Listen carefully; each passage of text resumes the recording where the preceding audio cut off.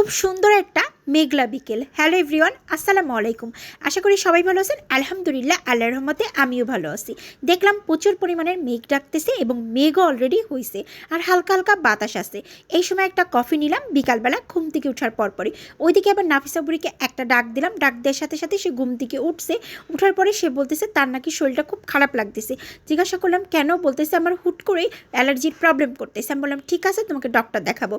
এইদিকে আবার কফি খাওয়া কমপ্লিট করে নাফিসা বুড়িকে ডেকে দিয়ে আমি রেডি হয়ে নিলাম, কারণ এখন চলে যাচ্ছি আমি গুলশানে। আমার ডক্টর দেখানোর ডেট আছে, এই জন্য আমি সবসময় গুলশান ল্যাবেট হসপিটালে ডাক্তার দেখাই। আর আমার বাসা থেকে বেশ দূরে হলেও বাট আমার ওই যে মনের মতন একটা ডক্টর পেলে যত দূরেই হোক না কেন সেখানে বারবার যেতে ইচ্ছা করে। তারপরে চলে আসলাম ডাক্তার দেখানো কমপ্লিট করে, চলে আসলাম হচ্ছে রেস্টুরেন্টে।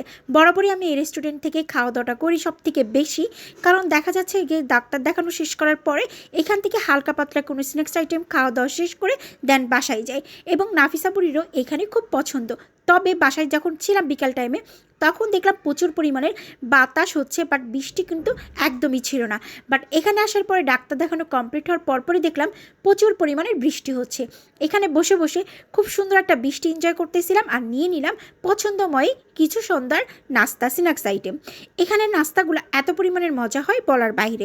2 রকমের নাস্তা নেওয়ার পরপরই খাওয়া দাওয়া করতে করতে ভাবলাম যে এই মুহূর্তে যদি আমি একটা ডেজার্ট আইটেম নিই তাহলে আরও বেশি ভালো হবে। তারপরে চিন্তা করলাম যে এই দুটো খাওয়ার পরপরই একটা কেক নিয়ে নিব। তারপরে নিয়ে নিলাম কেক, আর এই কেকটা অনেক বেশি মজা ছিল, চকলেট কেক। এইদিকে কেকটা খেতে খেতে ভাবতেছি এত পরিমাণে বৃষ্টি হচ্ছে, হয়তো বা বাসায় আজকে বৃষ্টিতে ভিজে ভিজে যাওয়া লাগবে। একদম ঠিক বৃষ্টিতে ভিজে পড়ে বাসায় চলে আসলাম। আসার পরপরই দেখি নাফিসা বুড়ি পড়াশোনা করতেছে। যেহেতু নাফিসা বুড়ির জন্য পার্সেল নিয়ে আসছিলাম খাবার, তো নাফিসা বুড়িকে নাফিসা বুড়ির খাবারটা হাতে তুলে দিলাম। দেওয়ার পরপরই নাফিসা বুড়ি বলতেছে আমি জানতাম তুমি বাইরে গেলে অবশ্যই আমার জন্য কিছু নিয়ে আসবা। আর গুলশানের এই রেস্টুরেন্টের খাবারটা নাফিসা বুড়ি বরাবরই পছন্দ করে। তারপর নাফিসা বুড়ির খাবারটা দেওয়ার পরপর নাফিসা বুড়ি খাচ্ছে আর বলতেছে অনেক বেশি মজা।